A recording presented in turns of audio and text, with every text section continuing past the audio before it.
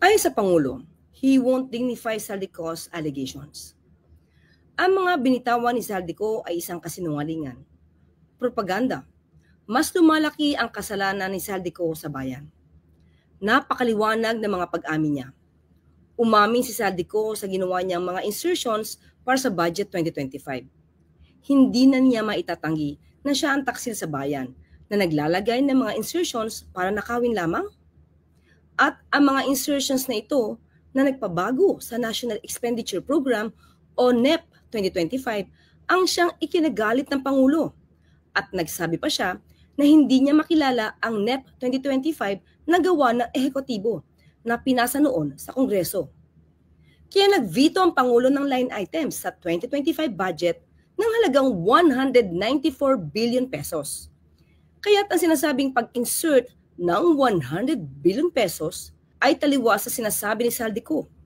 Bakit mag-uuto si Secretary Mina ng DBM na mag-insert na 100 billion pesos na proyekto kung tatanggalin at i-veto ang mga proyektong ito? Mas malaki pa ang pinatanggal ng Pangulo na halagang 194 billion pesos kaysa sinasabing pinapa-insert na 100 billion pesos. Sa pinakita niya mga maleta ay mas lalong nalubog sa kumunoy ng kasinungalingan si Saldico. Pansinin ang mga pinost na pictures.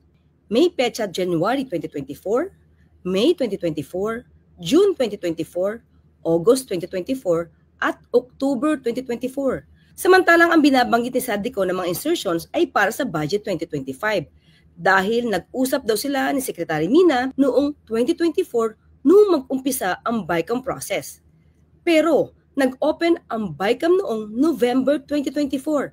November 2024. Kaya paano ma-deliver di umano ng kanyang mga tao ang mga maleta noong January, May, June, August at October 2024 kung hindi pa man nagsisimula ang BICAM conference para sa budget 2025?